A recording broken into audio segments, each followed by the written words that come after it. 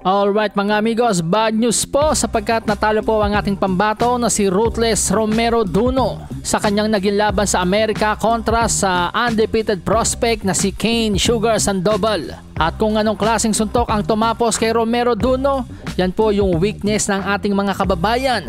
Body shot po mga amigos, yes ganun po ulit.